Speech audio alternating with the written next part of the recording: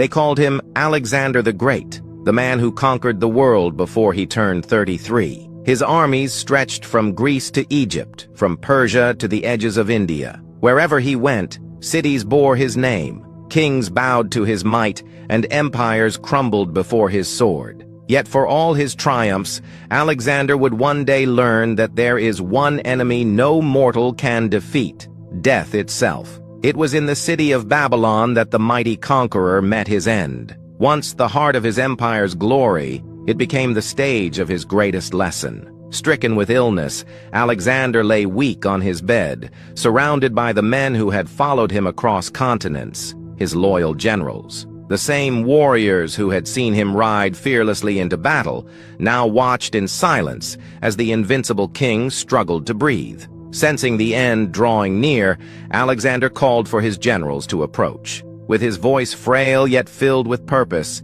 he made 3 final wishes. Each wish carried a meaning far deeper than his victories, a truth he had learned too late in life. His first wish was that only his doctors should carry his coffin. He explained that this was to remind the world that no medicine, no matter how skilled the healer, can stop death when it comes. Even the greatest physicians could not save the man who had conquered half the world. It was his way of showing that human power, wisdom, and wealth all fail before the final call. His second wish was that the path leading to his grave be covered with gold, silver, and precious stones, the same treasures his armies had taken from across the earth. He wanted the world to see that, though he had gathered unimaginable riches, he could not take even a single coin with him. Let them know, he said, how worthless riches are in the end. To a man who had once measured success by the lands and treasures he possessed, this was his ultimate confession, that material wealth is fleeting,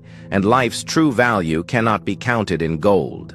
His third and final wish was that his hands be left hanging outside his coffin. When his generals looked at him in confusion, he explained, "So that the world may see that the conqueror who ruled empires leaves this world with nothing in his hands." It was a powerful symbol, the open, empty hands of a king who once held the world in his grasp. As he took his final breaths, Alexander's gaze turned distant, as if seeing beyond his empire. He had built cities, destroyed kingdoms, and united nations under his banner, yet he realized that death spares no one, not kings, not conquerors, not even the greatest of men. In the end, Alexander the Great's greatest conquest was not of land or people, but of truth. Through his final wishes, he reminded the world that no one conquers death, and no one takes more than a memory. Follow for more